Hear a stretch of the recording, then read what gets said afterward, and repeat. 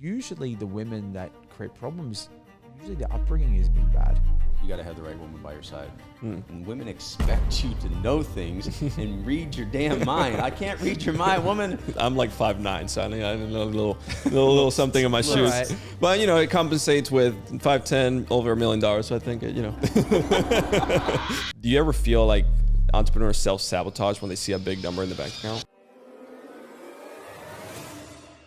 What is everybody asking for a new employee? What does everybody say? You went from $1 million to back to like $9. Like, how much are you making? I don't even know. Oh my God, this is like horrible. What'd you do with all the money?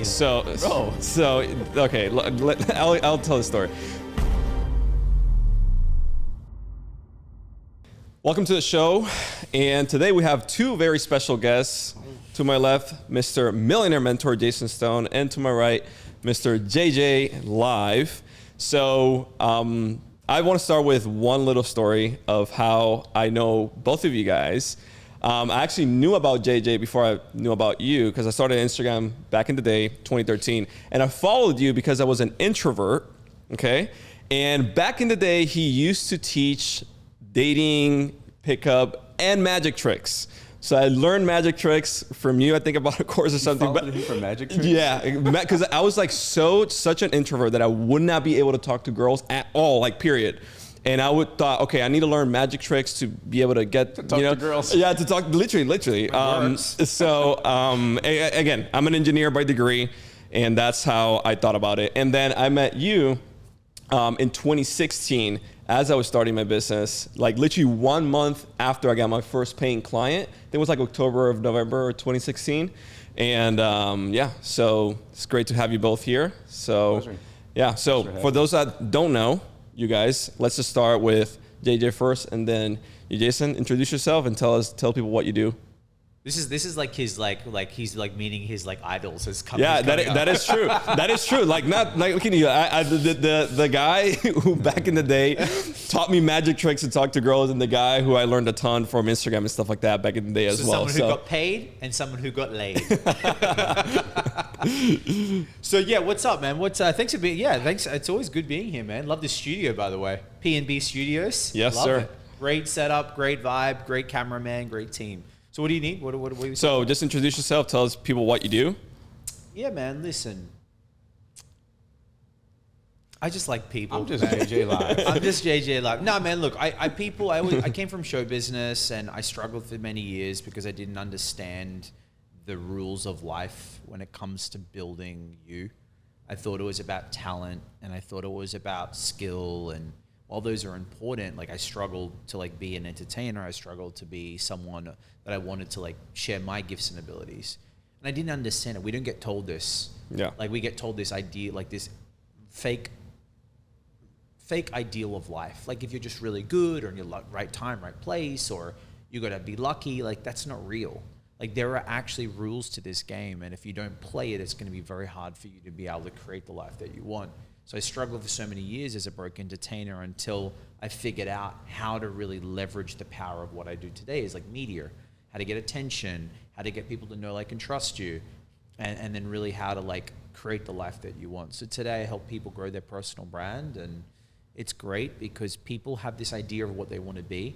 And I feel like for all of us, we know how to help them get there. And my speciality is media. My speciality is like, yo, man, you want to be the best baker?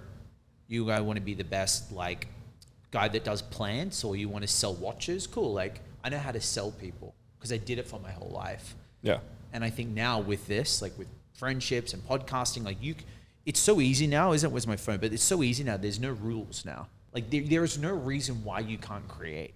That is true. So that's kind of what I do today, man. And always wanting to do stuff with more people and build partnerships and like create deals together. I love it. What about you, Mr. Millionaire Mentor? Where do we start? So, I went to college. I was destined to become like the 9-to-5 guy. My parents instilled in me, go to school, get a job, make money, and that's the life they lived. They didn't know anything else. And my dad had so many options and opportunities to create a business, but he never did. He never took risks. And it's funny, like I always beat him up about this one risk he didn't take when I was building my first business, Treadstone. and I had to borrow money to What is buy. Treadstone? Treadstone is a high-performance engineering company. Well, this is what I did. I went to college to become a mechanical engineer. Yep. I went to college for like 5, almost 6 years because I didn't want to. I want to build my business.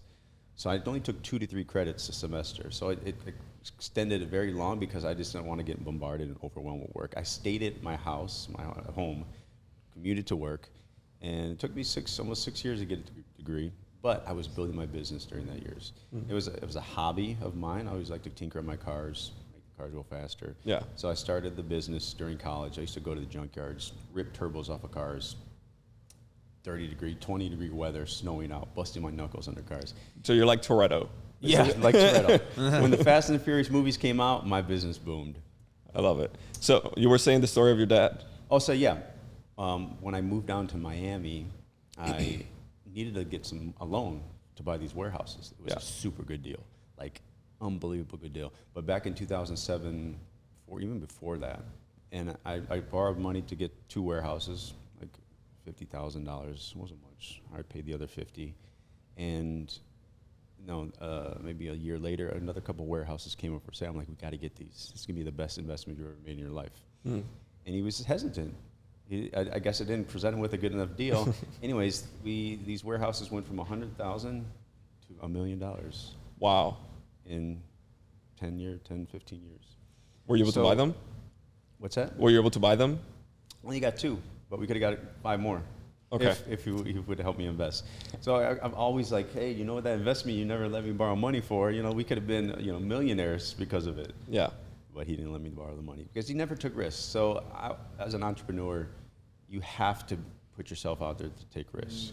Got it. And if a lot of people are very complacent in their life, in their careers, in their 9-to-5s, and they don't hustle on their off hours. Everybody has the same 24 hours. You go to work 8-9 hours. You got another 7-8 hours of sleep. You got 7-8 hours that you could do whatever you want with family time, friends.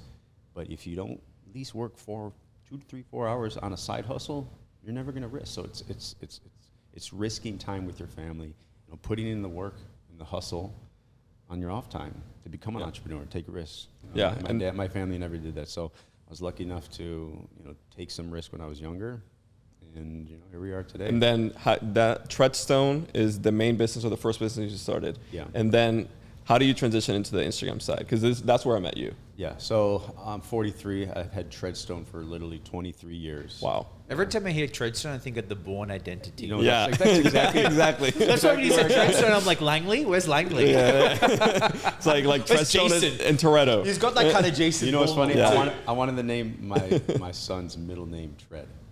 Tread. Jaden Treadstone. Ooh, there you go. Wife wouldn't let me. Okay. But that's where I got the name from. Okay. That was my favorite. Those are my favorite movies. So, yeah. Got it. So how do we transition from engineer to millionaire mentor? It's funny. There's a publication online that has the exact title. If you search it. I don't know. I just kind of fell into it. It was really weird how it happened. There's a whole story. I tell it all every time I'm on a podcast. But long story short, I want to drag it out. My house was robbed, and I deleted our personal Instagram accounts because social media told the robbers we were out of town. Whoa. Yeah. And we came back from Orlando. Doors cracked open. It's crazy. Like, I got chills. I get chills right now just thinking about it. Like, Hang on, so just so I'm clear, so you went out of town. went to Orlando with the kids. You and wife, Wow. you were like, we're not in our house, basically. Someone knew where you lived. Yeah. Inside job. It was one of 2 people I know. Yeah, that's what I mean. Like, it's like, and then someone come and robbed the place. did you go Jason Bourne on them? I did. I ran to get my gun. Did they steal, like, did you have everything? jewelry? Everything was gone. Jeez. Wife's shoes, purses, clothes. Oh, they everything, took it down. Everything.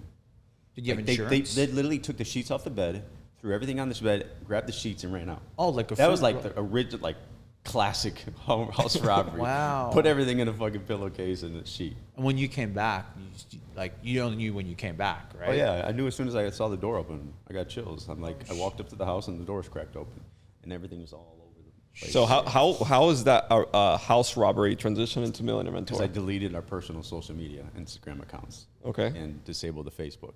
So we had no Instagram. This was 2014. Instagram came out 2012. Yeah. Christy had a lot of followers. So, you know, we didn't have that many followers. I had 2,500. I think my wife had 10 grand. Right. But that was a lot back then. Yeah. When you hit that 10K, you get that K. Yeah. Remember the K? That was a lot. So she got pissed. Anyways, I saw one of my boys selling diet plans, fitness diet plans on Instagram, and he was selling like 10, 20 a day at $100 a pop. Wow. And he didn't have many followers. He just had some abs. He talked about this, and there's so many fitness influencers now that are doing the same thing, and it's still a hot business. And that got me thinking, I'm like, Instagram is making you money? Well, I don't know. I got to get back on Instagram with something. So I came up with the idea of Millionaire Mentor because I was already kind of semi-successful with that business. I was already a millionaire. Yeah. And I'm like, let me just give back. Let me tell my story. Let me give some tips and tricks on entrepreneurship, help these guys out. And you never know where it can go. I didn't know it was going to make money like it does now, or it was going to turn into a full-fledged business. I just wanted to pump out content, share my story. And it's funny because I didn't even share my story for the first year or two. I grew to 1 million followers. Nobody had no idea who I was because I was scared. I was hiding behind this account. And, you know, when Instagram stories came out, that's when I came out the closet. I came out the Instagram closet. Jason came out of the Instagram closet. Yeah, here we are today. You know, I always thank the robbers for doing what they did because I would not be sitting in this couch today. Interesting. That's pretty cool.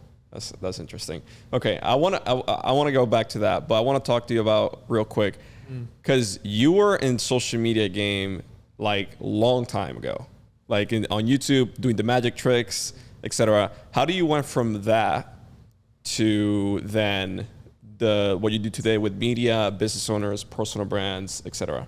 Dude, I was doing magic tricks on YouTube 2009 because the secret was I remember I struggled. I was like, someone's like, hey, have you heard of this platform called YouTube? And I'm like, no. And he's like, this is back, dude, 2009 when there was like Daily Motion. And like, I think there was some other Roku, not even Roku, like some Chinese website. This is when videos weren't even a thing. It's like, you know, you would find like the naughty video online or someone getting killed or like they wanted something bad. So YouTube came out and he said, just put videos online and you'll get gigs. So I started doing that, 1 video a week, 2 videos a week, 3 videos a week. And then it started getting all this traction. So that's what I did for like 7, 8 years, man. Just all the time. And but the thing is, I didn't understand. I wasn't a YouTube videos back in 2006 on Magic. No, in 2009 I started. 2009 April 2nd, 2009. YouTube came out, I think 2006, end of 2006. It was very new. Wow.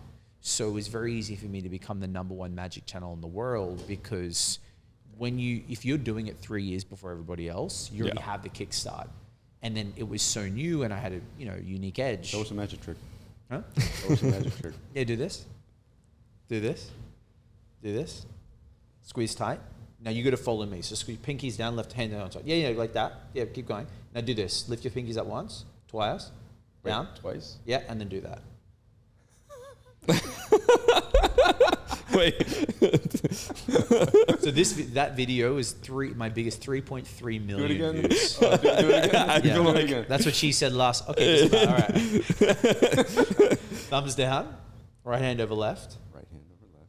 Yeah, squeeze tight. Okay, cool. Switch your left pinky. So it's like left pinky on top. You like that. Okay, There you go. left You got it. pinky. Yeah. So then I do that and then that. Wait, okay, What the heck? Clearly, I was not the best student with your magic tricks. Like perfect example, right? So imagine me trying to learn that to then talk to a girl. Yeah. I'm like, look at this babe. So this is. I think this is why it was. This is why it did so well. Yeah. So I would end up this way somehow. Yeah. Yeah. So what I would do is you get that feeling you get. I would showcase the trick to a group of people, typically a pretty girl. This is him. This way. Yeah. Well, this is the deal. So what I would do is like, instead of me doing a magic trick and showing off, I'm like, why don't I go perform it to someone on the street?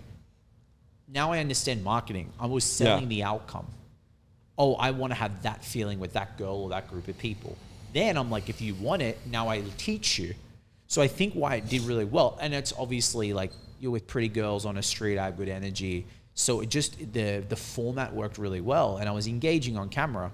So you would show the magic trick to the girl. She's like touching your left, shoulder and like And back in 2009, like that was called like you won.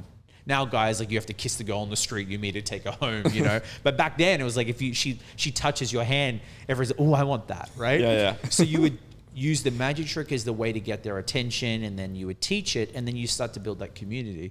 So that's kind of what I did. But I didn't understand about, dude, that's where I learned about licensing. That's where I learned about courses and products and copywriting and funnels, like because I had this community and like I didn't know about all this stuff. Yeah. That's pretty cool. how I built it. And then why did you transition from that to what you do today? Because I got over it. You guys ever done something and you just done? Yeah. Like you hit it?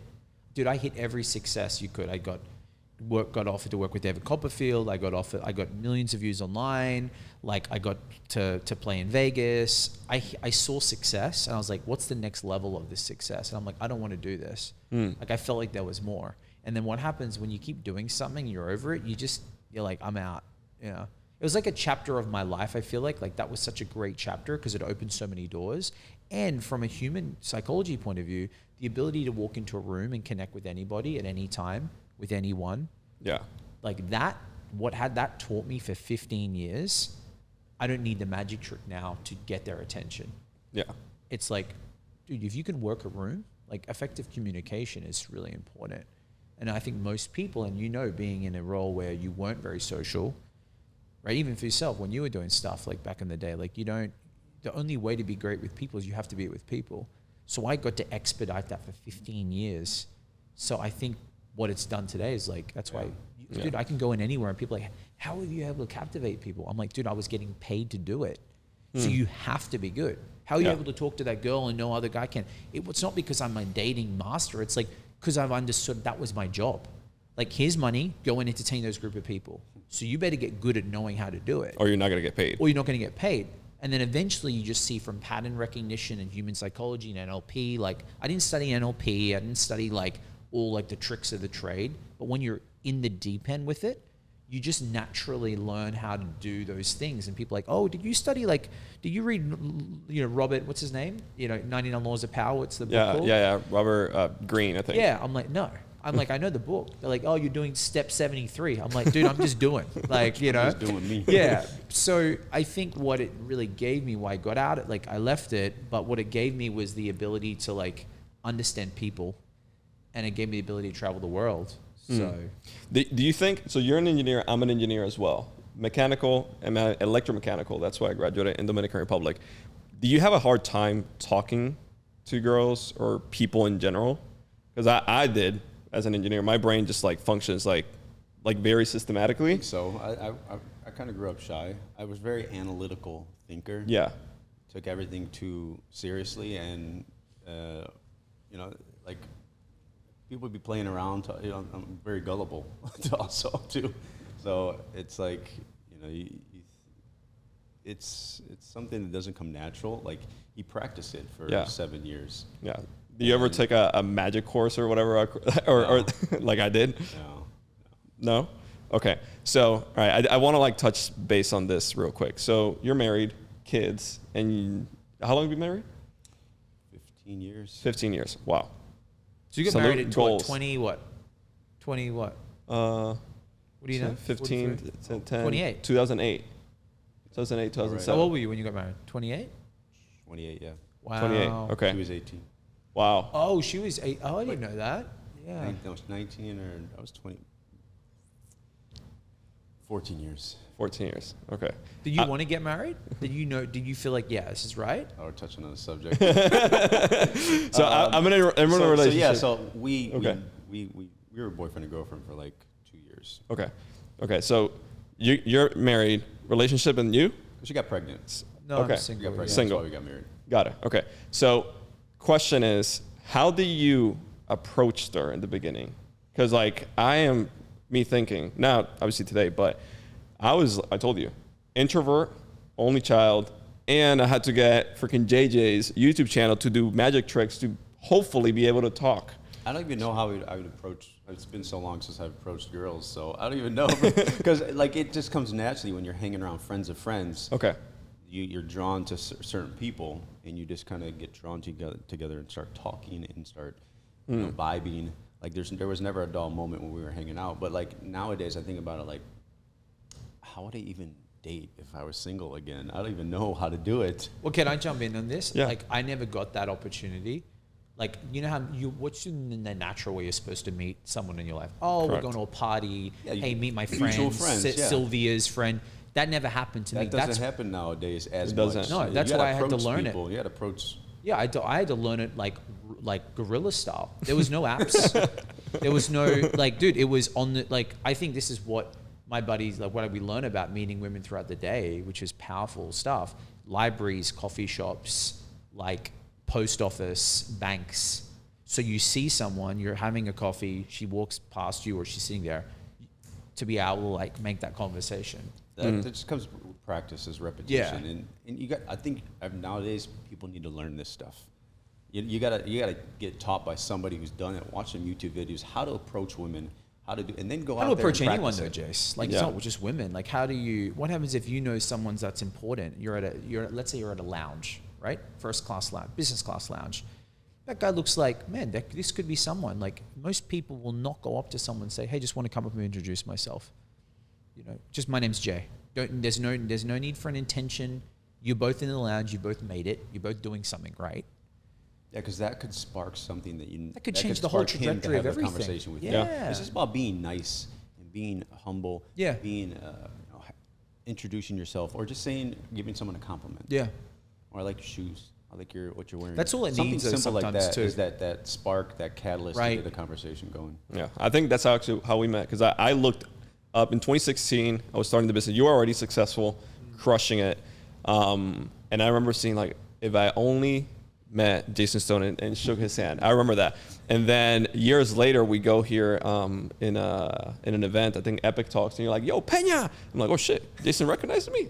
That's pretty cool. Yeah, I made it in life. I made it in life. So now we're here. Now, friends, and we're hanging out like the other week. Yeah. So it just goes to show what you guys are both saying. It's be nice, be intentional, and just be a normal human being that's kind. I think is the being word. kind. A lot of people just aren't put themselves out there to be kind. Yeah. Like, thank you, please. Those two words will go a long way in life. Thank Correct. you. Just hello, how you doing? When you're passing someone on the street, how you doing? Yeah. If you don't know them, how you doing? Yeah. Yeah. All right. I want to finish like the relationship circle. What would you say? So like you met 28, 19, got married, kids, you've been married 14 years. I'm in a relationship, single. What would you say now, Instagram today, all this craziness happening, what would you say you being in a relationship has been fundamental for you to be able to go past the hard times and be able to keep pushing forward and have, again, I see you on Instagram and I'm like, you guys are goals. Traveling all over, this and that, kids, family, successful. It's like the entrepreneur that wants a family's dream is what you guys have. So what would you say, because I'm sure like it has not been easy, everything in life is hard and needs work. How have you been able to move forward? What systems, tools, like what would you say? There's like a 50-50 with this one. Like, a lot of people say having the right woman by your side can make or break your business and bring you to new levels and new heights and new success that you can never achieve by being single. And then there's the single people that, I have so much time on my hands. I can focus on my business. I can do this. I could do that. But I'm leaning towards you got to have the right woman by your side to help. You can lean on, fall back on, you can talk to. Because if you're single and you like being single, you like putting all this time in your business, you're also going to be chasing the wrong women, chasing, always wanting to be out there, having FOMO from going out with your boys, or chasing, going to the bar, getting too drunk, going on golfing trips, and just putting yourself out there too much and not focusing on your business, and you're spending a lot of money. You're not settling down with the right woman. I think settling down with the right woman is the key to success in growing a business. Got it. So how have you guys been able to, let's just say you're working a lot or whatever the case may be, an argument happens or whatever. How have you guys been able to manage that as a couple? Because like now you have not just money, because before that you were a millionaire with Treadstone. Now you also have fame. So like the two combined sometimes could be, I don't know, hard on some people. Yeah, I mean there's little power struggles that we have. We're both alphas, Yeah. and she's Latina. Spicy. And, there's always arguments in relationships. It just comes with the territory. You got to be strong. You have to have a strong male masculinity, and to be able to put up and deal and know when to pick your battles.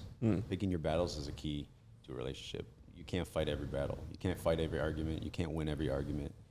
And you got to set your ego aside, because your ego is the enemy that's going to keep yourself from getting hurt, or being humble enough to say, I fucked up, wrong, right, or not even having a right or wrong. It's just having an I don't care attitude sometimes. I think that's what gets me through relationships and the tough times going through it. Not that I don't care. It's like how I have a choice to let this bother me or not. I have a choice to either be happy or be mad about this. And I can wake up and be mad about the argument from the day before, or I can pretend it never happened. Like you sometimes communication is the key to a lasting relationship. That's it. Yeah.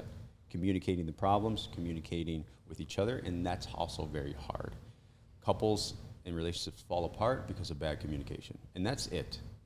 So if you want your relationship to last, communicate your thoughts and expectations. So expectations are the killer of all joy. And if someone's expecting something out of a relationship and they don't communicate it, they're going to be let down. And that's what happens all the time. I'm like, baby, just communicate to me. Like, if you want me to do something, tell me. And a lot of times they expect it. And women expect you to know things and read your damn mind. I can't read your mind, woman. Tell me how you feel. Tell me what you want. But that's, I'm trying to get her to communicate more, me to communicate more. And no relationship is perfect. But you know when it's the one. When there's, the vibe is there and you guys are madly in love, and nothing will ever come between you. Got it. Even the worst arguments. Got it. And when we get in arguments, both of us think we're going to break up. We always, I think it all the time, like, oh my God, this argument is crazy. We've been arguing for a week, and we have never gone more than like 1 or 2 weeks without. I couldn't deal with it, man. Jace, I know you for a while, dude. Yeah. I've heard some stuff, but it's like I don't know how you. But look, I don't know how. Yeah, I don't know how. I don't know how, dude. I'm so like no drama. I just can't handle it. I am the same way. I think we all it's a lot agree of drama. that we want peace more than anything. Dude, yeah. But at the same time, I don't want peace. I want problems. Always. Love is also about being forgiving. And I don't want to say tolerant, because you don't want to be tolerant to a problem and just ignore it and just sweep it under the rug.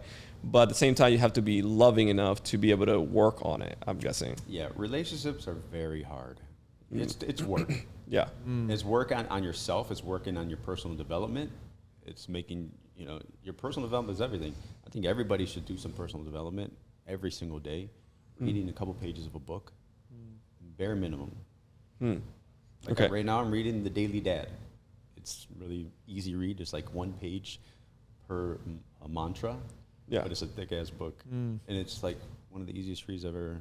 Okay. It's not just about being a dad. It's about relationships, life.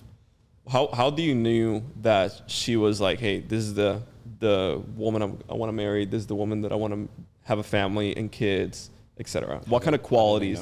What kind of qualities? I mean, like qualities like that you see, or character traits, I would say. Loyalty. Telling the truth.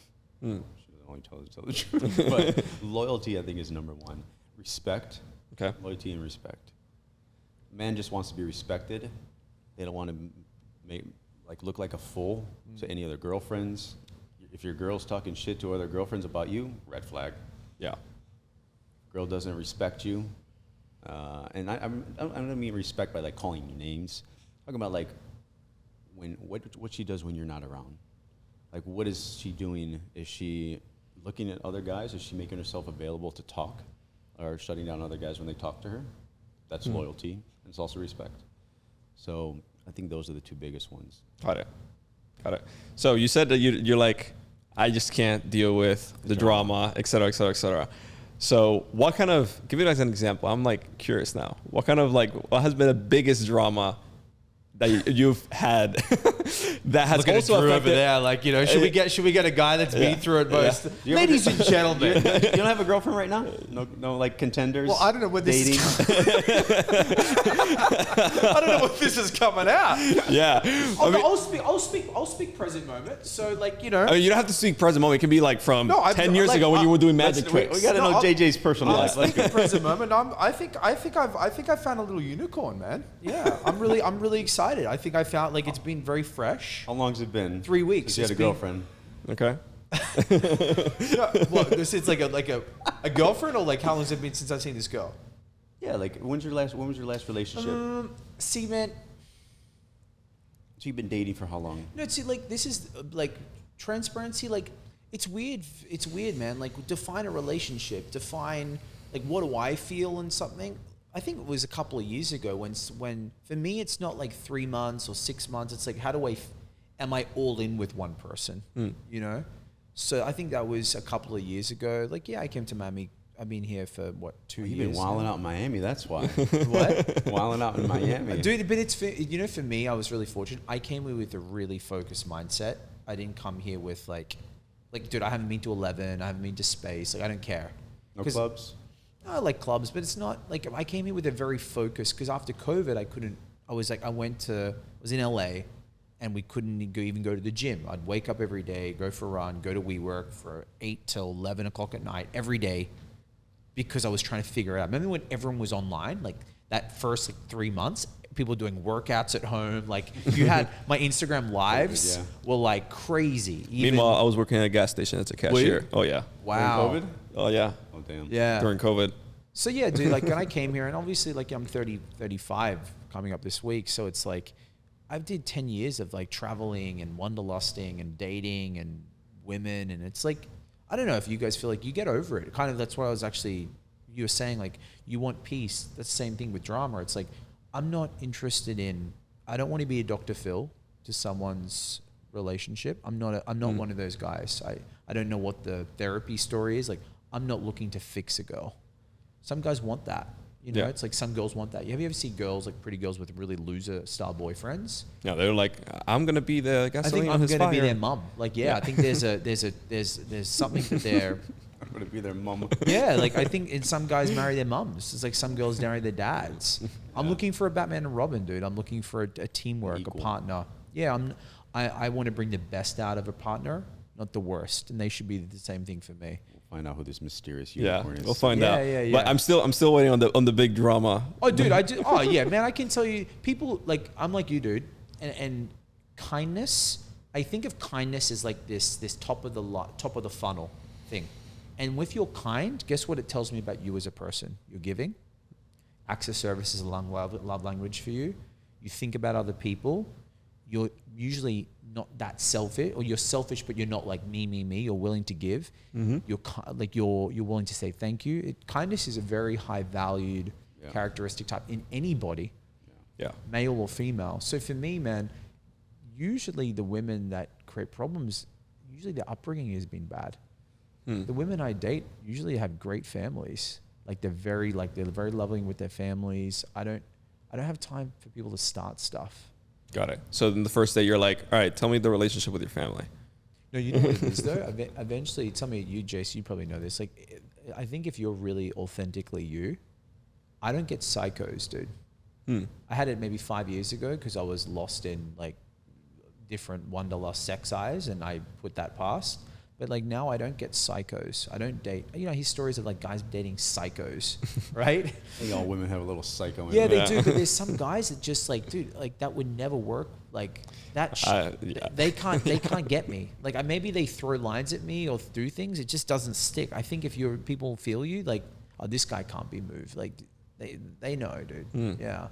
So just drama. I just don't like people who are disrespectful to other people.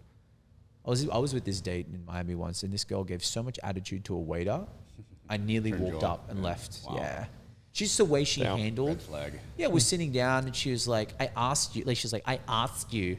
I'm like, my whole body went, yeah.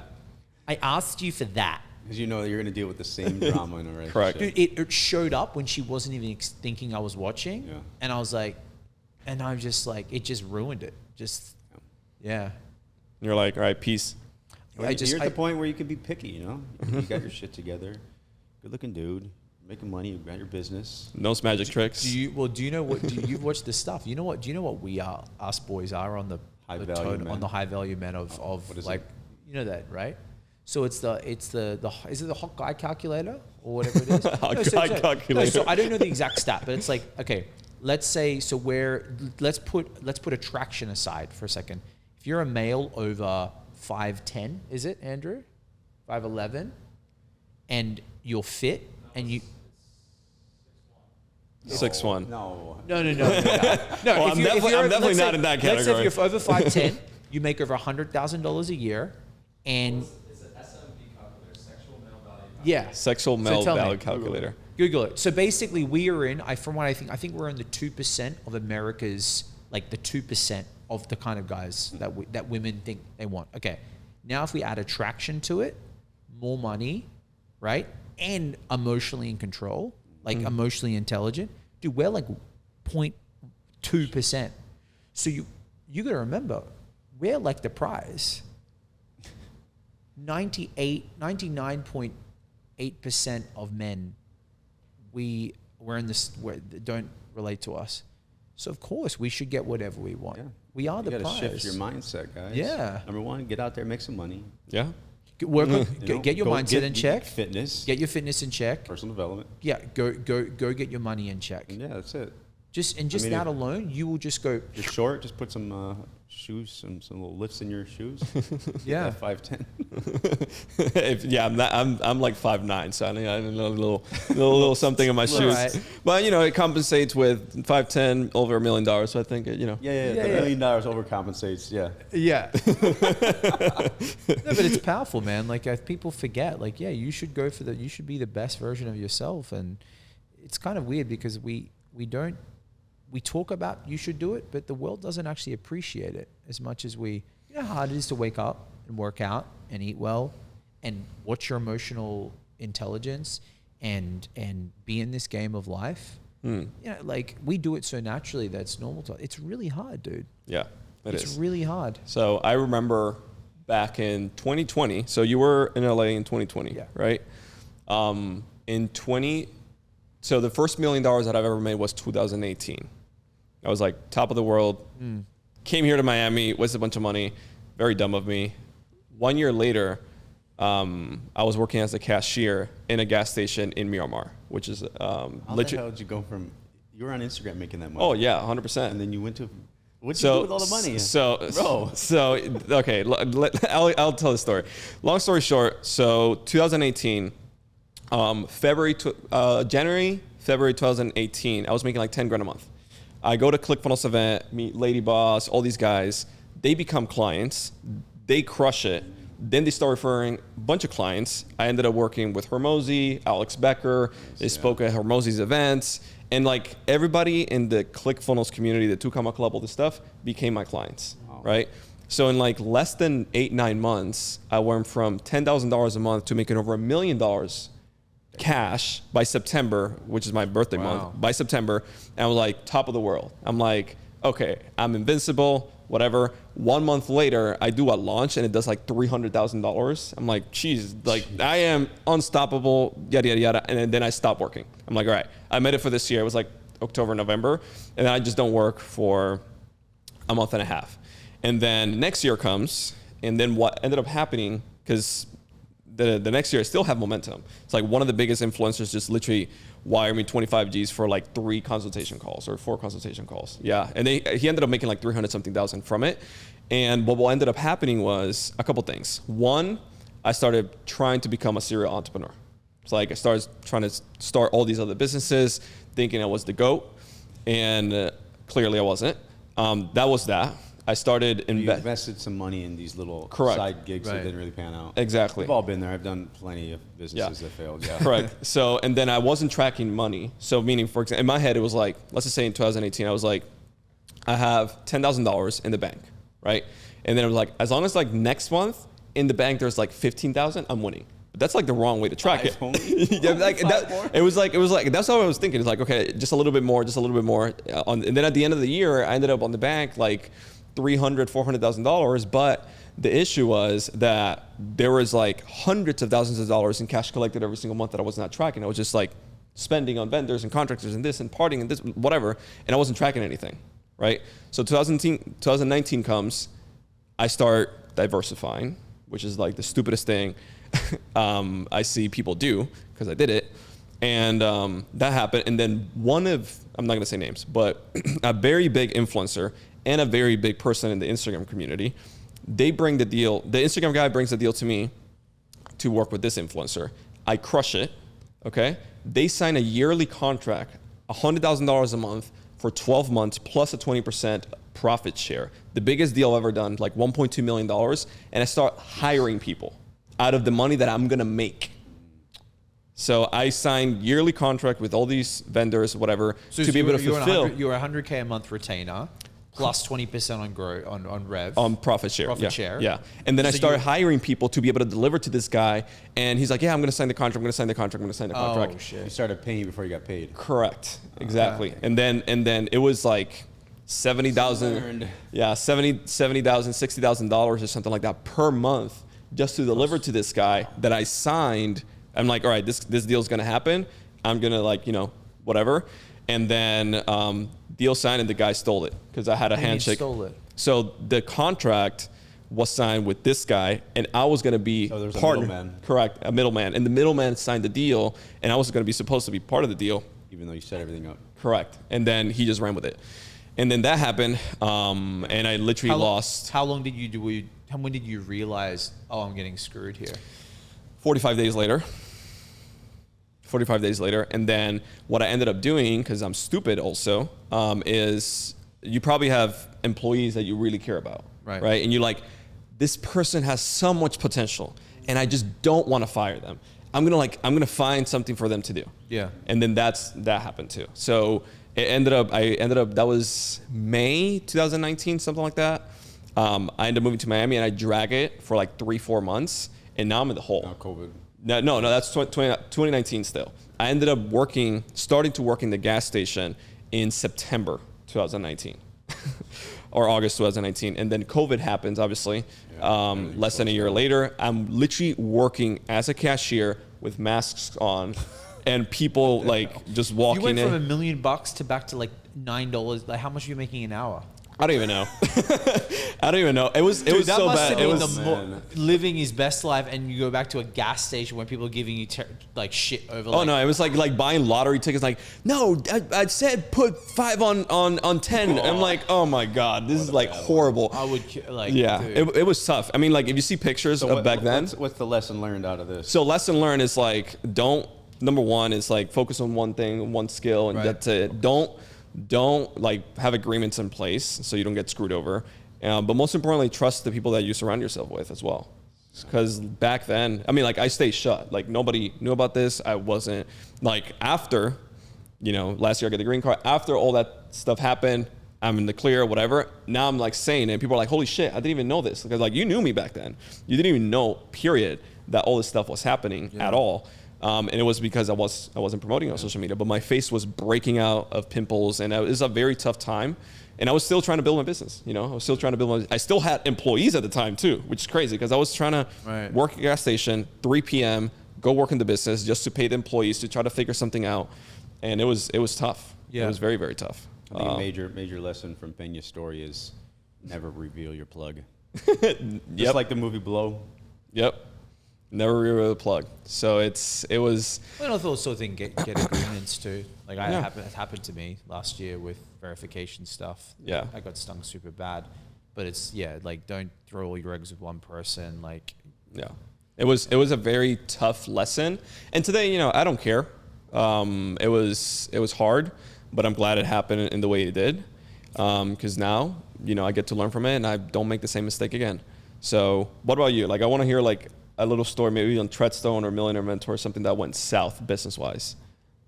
And like how that affected your relationship at the time, because you were married. So yeah, there was, I'm not gonna say names, but there was a side gig I started. And I went into business with one of my close friends, one of my boys that I hung out with. And he had a business and he wanted to grow the business. And I took on like 25% of it to do the marketing for it. And I blew it up on social media. We went from like $100,000 to $1 million and sold a bunch of, I'm not even gonna get into details, I don't want to reveal too much, but my wife was like, I don't like that guy. Like, he gives me bad vibes. No, this is good. We're doing good business. I'm blowing, we're making good money. The business is growing, and she's like, I trust my intuition. Like, now I regret not trusting her intuition, because this business ended up costing me $350,000 after we got sued. Wow. So let me ask this question. So basically, you were partners with him on like a project. Yeah. And what was your involvement, his involvement? I was just the marketing guy. Just pushing traffic. Chief marketing officer, helping them sell. And the guy, just drugs, alcohol took over. He ran his business into the ground. And I should have listened to my wife on that one. So how did you lose? Trusting your gut instinct. And, yeah. And I knew it. And I did feel a vibe. Like, I didn't know there was something there that wasn't right. I should have listened to my gut. I should have listened to my wife. Not have done business with this guy. And this business was just a distraction from my focus. Right. Again, focus, guys. Focus on one business, 10 years until successful. Stop trying to diversify, become a serial entrepreneur. You see everybody out there becoming serial entrepreneurs. They do this, they do that. They're investing over here. We got crypto, Forex, stocks, this business, that business, this shiny object, that. Bro, just focus on one thing that you're good at. And all these shiny objects are going to come your way, and you're going to want to say yes. The hardest part is saying no.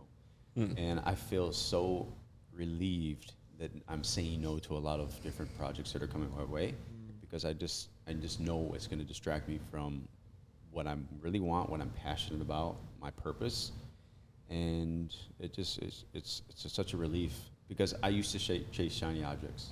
I used to run multiple affiliate offers, do this business, start this side project with Treadstone, try this franchising business, try this business. I've been through it. 43. I've been through it. I've lost so much money by getting distracted on shiny objects, when I could have been $1 million richer, a couple $1 million richer by now, if I just would have stayed focused. That's money that's lost. Not even money that's gained from the business if you would have focused on it. Right. Yeah. So lucky I was fortunate enough to focus on Treadstone before the internet, before social media, for over 10 to 15 years. So that business runs like clockwork, and I don't have to be there to run it. Doesn't Hormozy talk about that too? And I'm sure it's Yeah. with him. Like, if you went all in for a whole year, full focus. They said no to everything. I think he said, I don't know how long he did it. He said he didn't do lunches or dinners with friends for, I think it was 2 or 3 years. Like, he wouldn't even do like, hey, let's go grab a bite. Yeah. No. Yeah. Like, he said, I would go out for dinner with my girl. We'd get takeout, we'd come home. Like, we didn't go out at all, right? And I'm like, wow, imagine if you did that for a whole year and just said no to everything. That's when you started Gym Launch? Yeah. Funny, because I was just talking to a sales rep at Gym Launch, because we're starting a jiu-jitsu gym. Me and my professor, we're going into business. And that's something I'm passionate about. That's something I want to focus on growing. Yeah. To a big, I love it. brand gym.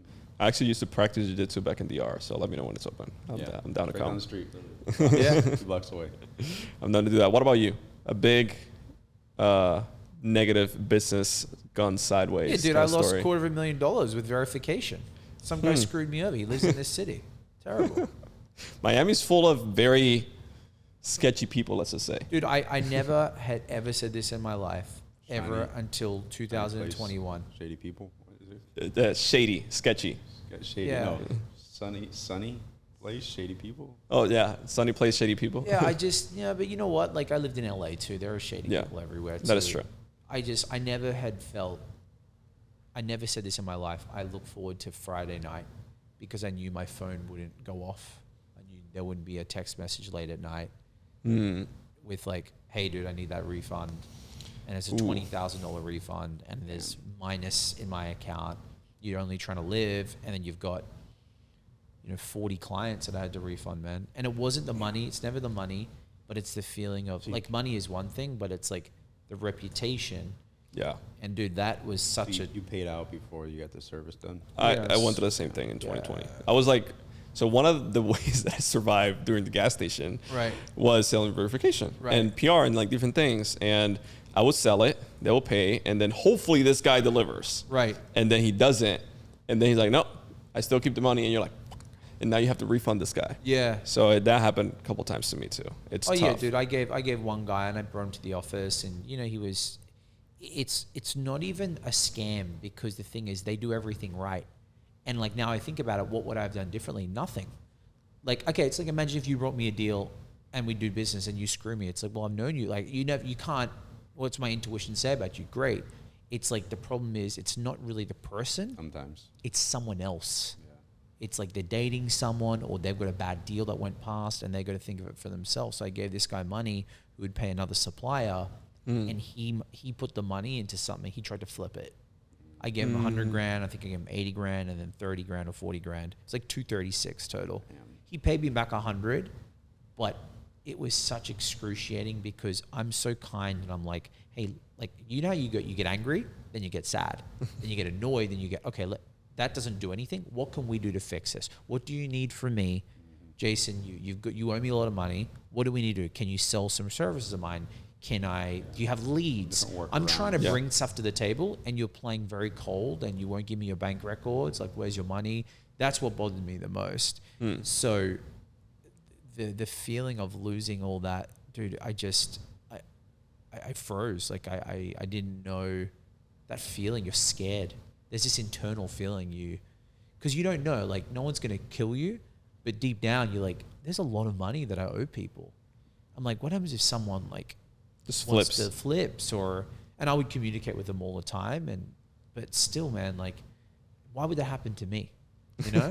And someone laughed. I remember calling someone and this guy does very well. And he laughed a really like hideous laugh, but it was like, not hideous, but like yeah. I was like, why are you laughing? He goes, this is nothing. You should be happy this happened now. Because imagine if it was 2.3 mil. And I'm like, there's a lot of truth in that. And he asked me what I have done differently. He's like, yeah. He goes, you need to understand these things now. And I should have got a personal guarantee in his name. Because even the business, he can just bankrupt the business. Yeah. Like there's all these things I didn't realize in American law. Like someone said, you should sue him. I'm like, okay, but he's like, if you sue him, it's going to cost 30, 40 grand. Yep. And then it's going to take 9 months to get to court. They may go, yeah, you're wrong. Then he'll just sue the company, like he'd bankrupt the company. Correct. So then what's all the point? And there's always a way around the bankrupt hiding behind your LLCs. Yeah. There's the court always gets through to the person. And in our space, because we're all in the same space, one thing I've always learned, and you know this, unless there's like true friendship and there's like trust, dude, put it in escrow. Yeah. I don't. Myself, I've never paid anybody out until the service is delivered because of the name. And like, you're not getting paid. You want the money? Deliver the service and I'll pay you. See, yeah. My name will guarantee you the money. I hold you the money for the client. A lot of people can't do that. Yeah. No. Well, and look, I'm good. Like, look, I get it. I'm like, hey, get the done. But now, unless, dude, I mean, and that's the top of the funnel.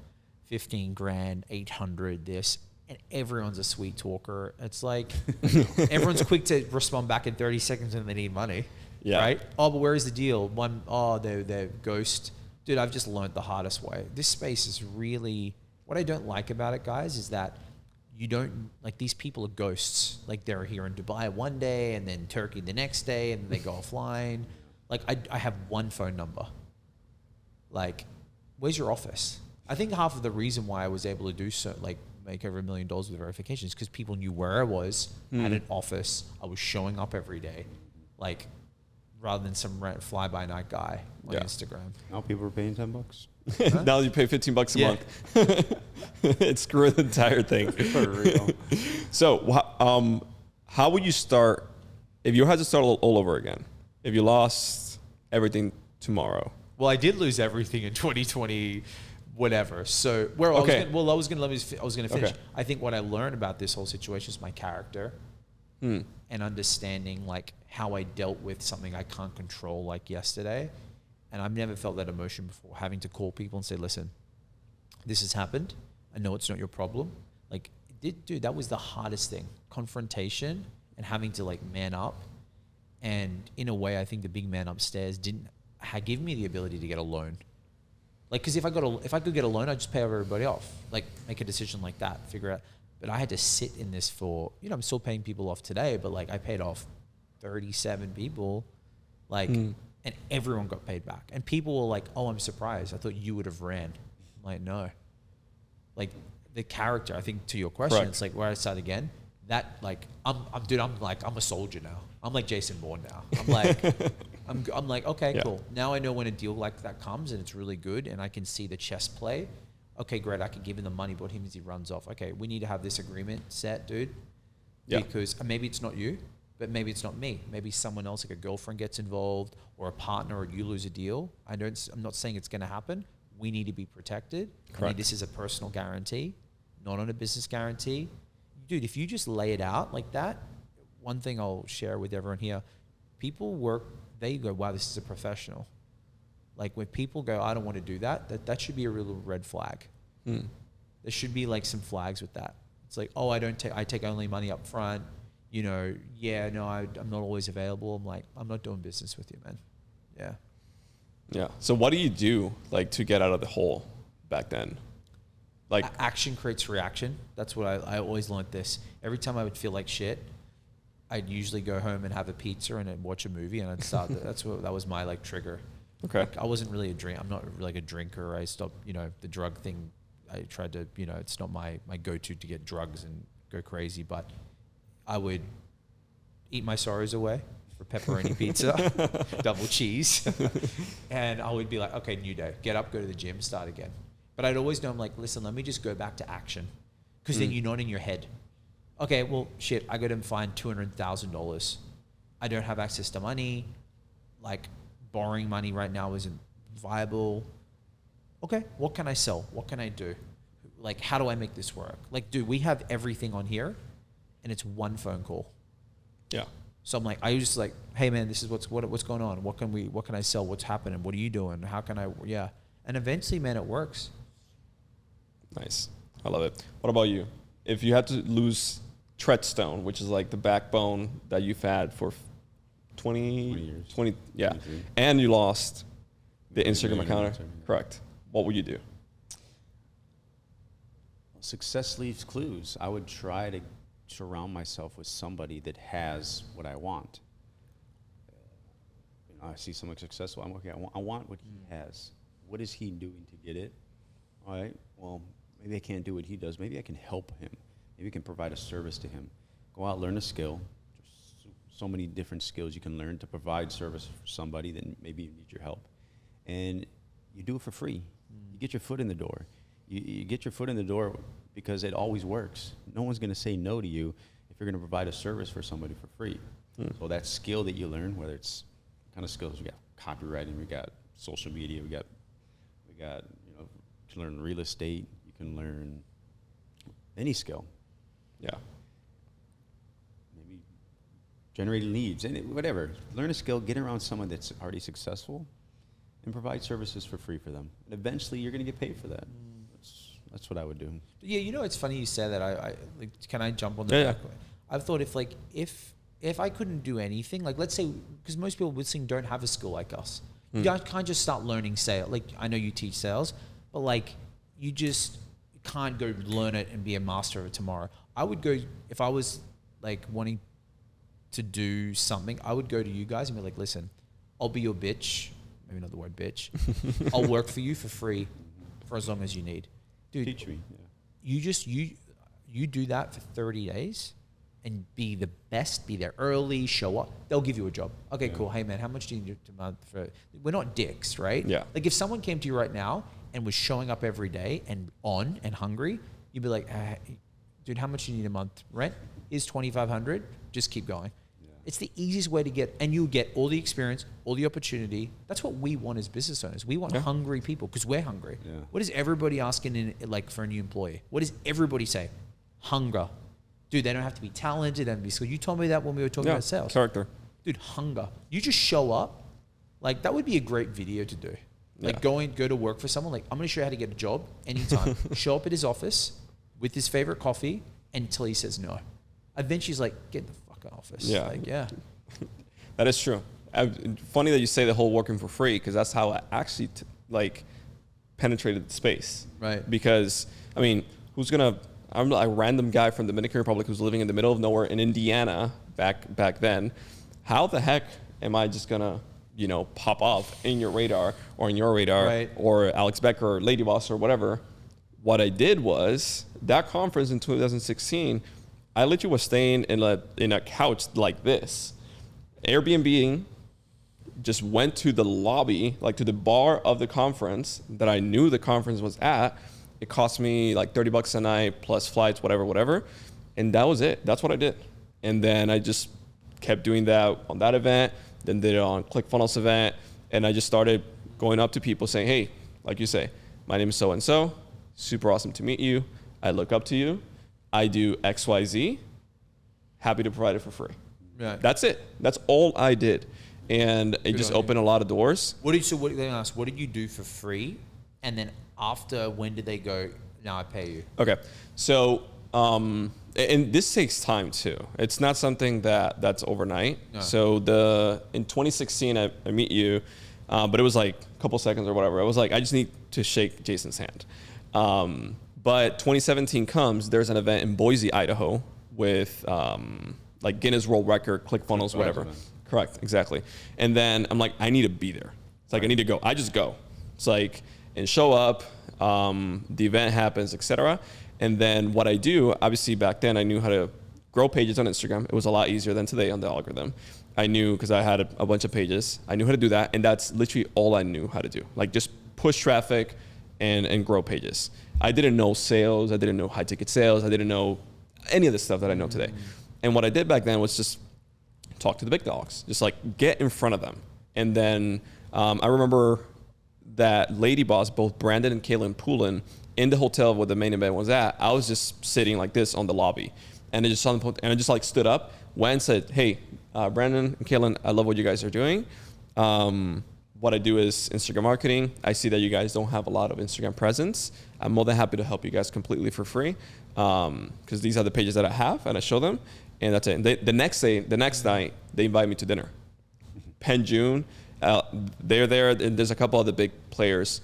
And then he's like, okay, Josue, tell us, like, what do you do? I'm like, listen, like, I'm just starting my business, trying to figure things out. I just do Instagram marketing, and I just gave a couple tips for free. That was summer 2017. Nothing happens for 6 months. The next year, or 5 months or something, they invite me to a cruise. They're like, okay, come to the cruise. There's all these big players coming. I'm like, shit, the cruise is $4,000. And I'm like, I have like $6,000 in the bank or something. I go, and the same thing, for free. After that, okay, I want to work with you. I'm like, cool. And again, for free. What ended up happening with Lady Boss, in 90 days, I added another $100,000 in profit to them. And then obviously after that, like, hey, here's a percentage. And I also— Did you work the deal out, or she kind of— No, they did it. They just did it because of it. So again, because entrepreneurs are not dicks. Right. You know? So they're seeing me put all this effort and work and stuff like that for free. And they also give me a video testimonial. And then that transition into Alex Becker. Yeah. Alex Becker was looking for somebody on Instagram, and same thing. I'm gonna do it for free. And Alex Becker, it was like a month or two, and I'm paying for for shout outs out of my own pocket. Yeah. I'm doing everything out of my own pocket. So I'm like taking, like, I close this client and use this money to deliver to this client for free. That's what I was doing. And that worked with Alex Becker. Yeah, I was just rolling the money out. It was like taking the money that was closest deal, and I just put it on this, because I also was living in the middle of nowhere in Indiana, had very little expenses. And then after 45, 60 days, Alex Becker, like, I like you. I like what you're doing. Let's crank this up. And then he started paying me up for like $30, $40, $50,000 in just one wire. I'm like, shit. And then he also gave me a video testimony, and just things exploded. Yeah. So, so the strategy works. Like you get in the door with somebody. Just get in the door. And they It get works. to know you. Correct. They have to get to know, like, and trust you. Yeah. Exactly. Get to send you and feel comfortable sending you a $30,000 wire. Oh, 100%. Because like you're not gonna just run away. And I've to this day, I've never met Alex in person. Wow. But I've talked with him a ton. I know that like it's a great relationship, etc. But I've never met him in person. But the point is that I feel like people are just short-sighted. Obviously, social media makes that. It's like you see this guy buying a Lambo in his first year, and this guy becoming a millionaire. Yeah, but half of it's fake. It's not Yeah, real. of course, 100%. And I mean, we know this because we're behind the scenes, like Yeah. seeing what happens. But just to go to the point of work for free, that's what I did. And then obviously I improved my skill set, learned sales, and just went from there. Today, I think it's just. What do you think is the easiest skill set to get into for the viewers? I think sales. So I don't think people need to grow their following. Like if you start, like, let's just say you're a barista at Starbucks. You're like, I'm burning myself with coffee every day and I just hate this. Or you're a cashier like I was. Like what I would do is I will watch every single one of your YouTube videos, every single one of my YouTube videos, and every single one of your YouTube videos, and just learn natural talking, charisma, whatever. And then just start learning sales. And I would just try to find an influencer. There's so many here in Miami. It's like in LA. They don't even have to be like a big influencer, like just over 20,000 followers, over 30,000 followers, whatever. And just say, hey, listen, I want to sell your product and service. Don't pay me anything. And if I close a deal, you pay me. That's it. I think that's the easiest. That is the skill set easiest. to And get you can do it. No risk. There's no risk for them. There's no risk for you. What influencer or some of the influencers, even just selling physical goods, who's going to say no? Correct. Exactly. Like dentists. Like I would just say dentists. There's so many doctors that don't know what the heck they're doing at all. And you can literally just take the free information that we put online and just literally copy it and implement it in their dentist or their plastic surgery or whatever. And you're making so much money because these niches are extremely untapped. Dude, you could even go to a dentist and just go, listen, I do sales. Give me the leads. I call them and I'll track it. If they walk in, I get a commission. But think about it like this. Like, so on that side, think about it like this. Why would a business owner give you the leads? Because they paid for those leads. So there's a risk. Owners want leads. That's where Exactly. the money is. It's like they paid for the leads they have. So they're like, why should I give it to you? Because you're going to burn them. So that's what I'm saying. It's like, even if like that, it's like a dentist might not be using Instagram the right way or might not have the time to respond. Lead gen I think is more crucial than sales. So I think marketing comes before sales. So be a good marketer and lead generation, because without leads, you can't sell traffic. That's true. Business is dead. Right. So be a good marketer and go up to any business in any niche and say, hey, I'm going to bring you clients. That is the number one thing you can say to a business that's going to get you in the door. Is that I will bring you clients, and I'll also close them. Yeah. Yeah, it's But I to what think you're it's saying, two sides of the same coin. But what you're saying too, like if I would think sales would be easy to do because we're already speaking. Like if you don't have that marketing mindset, but maybe you're good at that stuff. Yeah. But you can at least go. Two separate skill sets. I would just say you it's can easily pick up sales a phone and marketing. Call. Yeah, sales and marketing. Just learn done. So I would say just leverage that. But the most important thing is just go to a successful business that's working already, because it's a lot easier than you starting your own business. And a lot of times it's ego. It's ego. Like you're like an entrepreneur or whatever. But that's what I would say. It's like that's the easiest way to do it. Once you start providing a service to this business, your business already starts to form. Correct. You're now an agency. Yeah. Because you can go on to the next business and provide the same service to them. You got one or two more businesses, dude. Start your own business. Yeah. And here's the crazy part, because I was back in 2018. I would say 60% Clean of energy. the yeah, Clean energy. 60%. I should like get a sponsorship for that. Like sponsorship deal. But like 60% of the revenue that I was doing back then came from like just a handful of clients, like 3-4 clients. So it's like you don't even need that many clients to make a lot of money if you're able to do some, hey, I'll eat what I hunt type of deal, because you don't need that many. And again, it goes back to focus. I should have just kept doing that and just like scale those few. If you get like, you become very good at dentists or very good at plastic surgery, doing Instagram, for example, Instagram marketing and sales. You can just get a couple of those, and each plastic surgery is like $15,000. I know one doctor right here that I consulted with, the guy who was running his Instagram lives and stuff like that, they will process like $800,000 in a day just from Instagram. And the guy was just like making $30,000-$40,000 a month just helping this doctor do that. Wow. And the doctor's like doing $1 to $2 million a month. And a lot of it is from Instagram. Just learn how to do that damn thing. So it all goes back to personal branding. yeah, This that is is true. what JJ does. That's what I do as well. You do as well. Everybody has a personal brand. Yeah. Everybody needs help growing it. So if you want to further yourself in business and life, your career, your skill set, start working on your personal brand. Right. Start pumping out content like my man here every single day. I admire you. I see your content now every day pumping out. Dude, Yeah. you can do it though. I could do it. It's like, I used to do it a lot. I've kind of like pulled back a little bit, be lazy. I get complacent, No, but just shoot it and get all your editors to run it. I wake up every day and go, I've oh, that's cool. I've batched content before. Yeah, I batch it all the time. Yeah, so number one, your personal brand is everything. Start pumping out content because just like the doctor blew up just from putting out content on Instagram. It's crazy, guys, how much content works these days, how much you're going to get well-known, liked, and trusted because that's the only way for people to get to know you. Your website doesn't matter. Your funnel doesn't matter. Your VSL on your funnel, that's not how people get to know you. Your Facebook ads aren't going to help you if you don't got content out on social media. That is true. Because they click on your Facebook ads, you're spending a shitload of money, and they go to your Instagram or your Facebook page or your TikTok, and there's no videos of you there. You can maybe get some couple pictures up. You're slacking. I see all these like credit repair companies putting like some random ass logos on Instagram. It's like looks super sketchy. It's like, why would somebody go with that versus the guy who's like putting out The guy who's talking about credit, how to fix your credit. That leads me to another thing. Give out all the clues, all the secrets to success in your business, because even if you have a course, put your course online in little tidbits. Give out everything you can. A roofer, a plumber, a doctor, a lawyer. Talk about all the things that you think are No one's going to private and implement secret. it. That's the strategy. People go, oh, I'm scared of bringing up my IP. I'm like, firstly, your IP is not that special. You're not that unique. Number two, like most people, how many books are on your shelf, Drew, that you've read? Everyone. Dude, I used to have a course when I was doing the magic stuff, and it was back when you could just start to see if they watched it. No, people would open it, watch a few things. Like very few people would watch the whole thing and go through it. Yeah. It's because people want it done for you now. They want you to hold their hand with them, or they want to sit back, right? Now, look, that's not our place not to sell a book or sell a course, but it's like most people do not do it. They just don't, Yeah. So you can get away with putting it out. Like, it doesn't matter because there's so much content. No one's going to remember stuff. And if they're like, wow, this is so good, imagine what it's going to be like if I pay the guy. Exactly. So it's someone's like, go give everything. 100%. I used to, like, if you look at the YouTube videos that I was putting out, like the house that I used to live in Indiana, it was super ugly. Right. But the content itself, people used it. Some, not everybody. Right. And it was solid.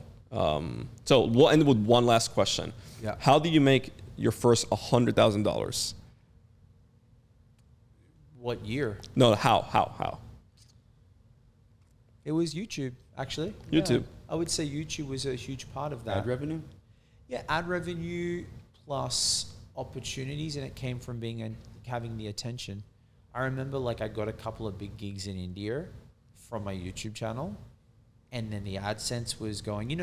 When it was going when it started going like that. Yeah, I remember hitting $120,000, and I was like, I really made it. I remember I got a couple of big gigs in India, and 13, 14 grand Australian, and I'm like, that first feeling of having money to your account and being able to go and have $100 steak, that was a really nice feeling, not having to look at the menu.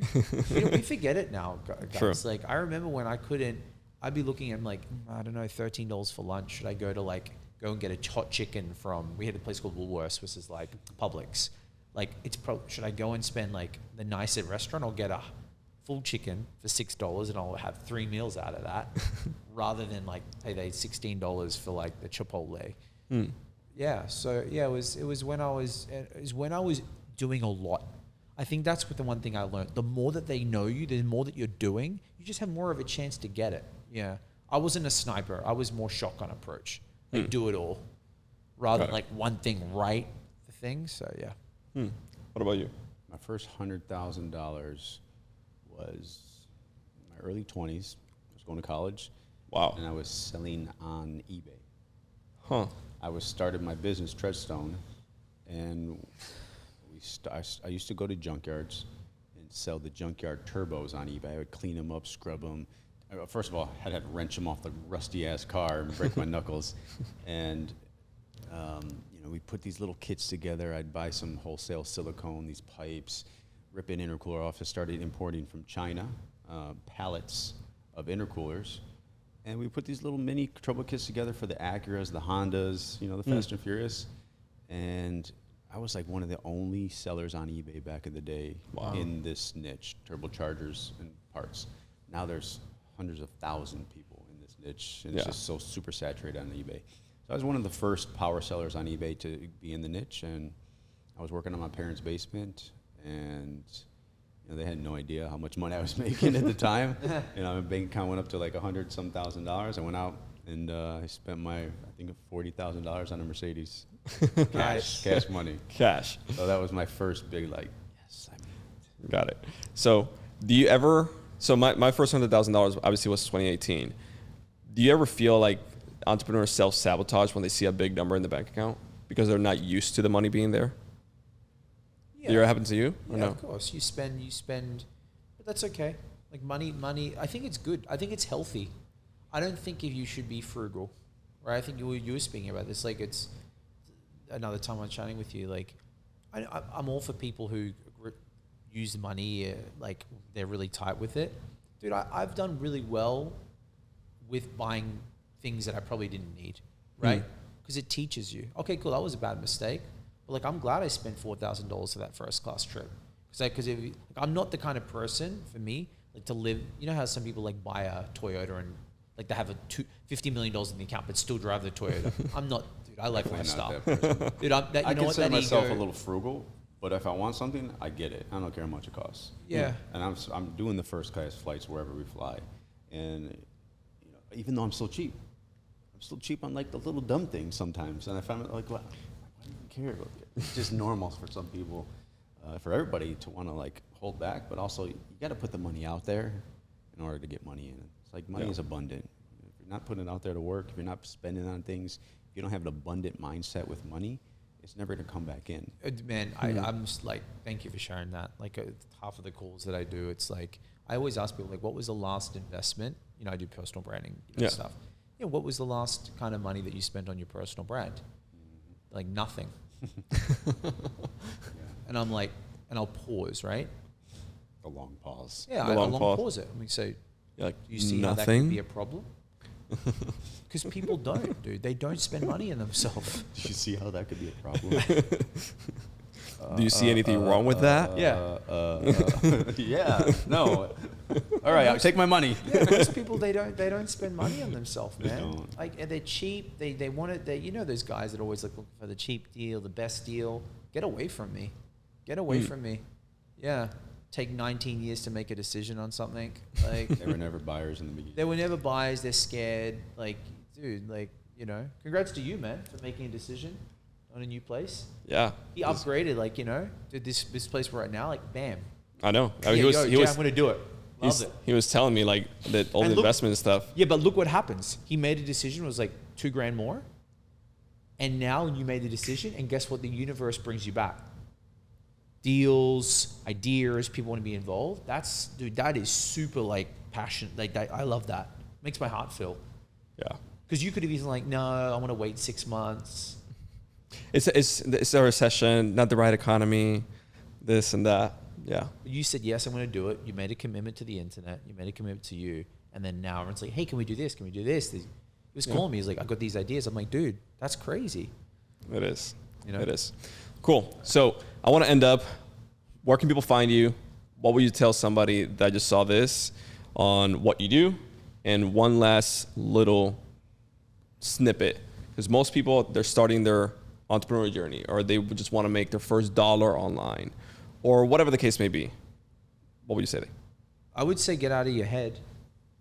Like, it doesn't matter. You're not meant to be a millionaire yesterday.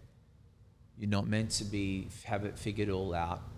Like, really find that, what Jason was saying before, like, find that time. Like, there is no excuse. Don't use your story to hold you back. People are like, you don't know what I've been through. Dude, we've all been through stuff. You worked at a gas station. Like, you had someone break into your house. Like I was an immigrant. Like, okay, like who cares, man? And Yeah, and like there's so much information on the internet now. Like you've really got to be okay. Like, I want to figure it out. I'm going to work on it, and you carve out that time every day, and like it's going to take time. It's going to take months, years, decades. So like I would tell people like, yo, it's okay. Like put the time in. Because what's the other option? There's two options. You stay where you're at, complaining, broke, not happy, unfulfilled, or we can take a jump. And time is going to pass anyways. Yeah. So you can always go back here. So what do you want to do? Yeah. So where can people find you? Where can people work with you? At JJ Live, JayJayLive. Send me a JJ DM. Live. Yeah, come and see my work. Come and see my stuff. Yeah. Cool. What about you? All right, so you can find me on Instagram, Jason_Stone, or the business account, Millionaire_mentor. And final words of wisdom, guys. I'm trying to think of a good one, but I've used them all. So one of my favorite quotes when I got started back in Instagram was, decide, commit, succeed. Decide on something you want to do. Commit to it. Focus on it. Be disciplined. Sacrifice. And you will find success. So decide, commit, succeed. Decide, commit, succeed. So decide to learn marketing and sales. Yes. Commit to do whatever needed, work for Whatever free, it takes. etc. Think big. Think big, and then success is going to follow. Yes. I love it. Cool. Well, thank you so much for being here, guys. I appreciate it. If this is the first time watching, all the links from you guys are going to be down below. Like, subscribe, do all that good stuff. And I appreciate it. Thanks for Appreciate having it. us. Let's Yeah. go. Let's go. Let's go. Thank you for Drew, too, for this space. This place is dope.